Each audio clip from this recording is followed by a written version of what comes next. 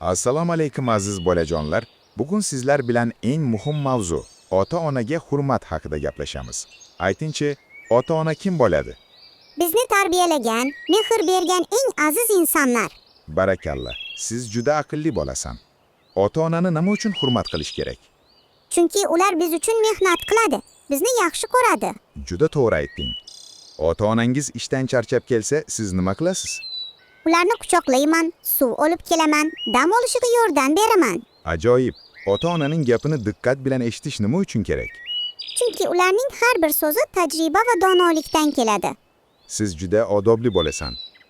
Ota-ona chaqirganda qanday javob beramiz? Ha, onajon, ha dadasi deb mehr bilan javob beramiz. Juda chiroyli. Agar onangiz sizni biror ishga yuborsa nima qilasiz? Tezda bajaraman. Mayli onajon deyman. Barakalla. Ota-onangiz sizga sovg'a bersa nima deysiz? Rahmat, sizni yaxshi ko'raman deyman. Qani kim ota-onasiga har kuni yordam beradi? Men uy tozalayman, suv keltiraman, kichik ukamga qarayman. Ajoyib. Ota-onangizni xafa qilib qo'ysangiz nima qilasiz? Kechirim so'rayman.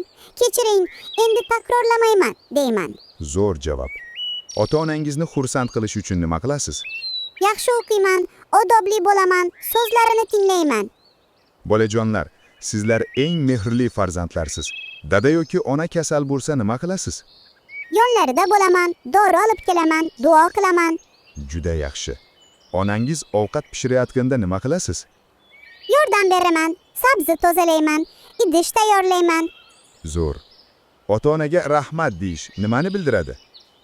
Minnatdorchilikni, mehrni bildiradi. Juda to'g'ri. Ota-onangiz sizga tanbeh bersa, qanday munosabatda bo'lish kerak? Eshitaman, xafa bo'lmayman, chunki ular yaxshilikni istashadi. Qani kim ota-onasiga har kuni mehrli so'z aytadi? Men har kuni sizni yaxshi ko'raman deyman. Ajoyib bolajon. Ota-onani duo qilish haqida eshitganmisiz? Ha, Alloh ota-onamni asrasin deb duo qilaman. Zo'r. Ota-onaga qo'pol gapirish mumkinmi? Hech qachon. Bu katta gunoh va odobsizlik. Juda yaxshi. Ota-onangiz sizga nasihat qilsa nima qilasiz? Diqqat bilan eshitaman va amal qilaman. Bolajonlar, sizlar haqiqiy mehr timsolisizlar. Ota-onani xursand qilish uchun eng chiroyli ish nima? Ularni quchoqlab, siz mening baxtimsiz deyish. Barakalla farzandlarim. Aytingchi, eng katta odob nima deb o'ylaysiz? Ota-onaga hurmat va mehr ko'rsatish eng katta odob.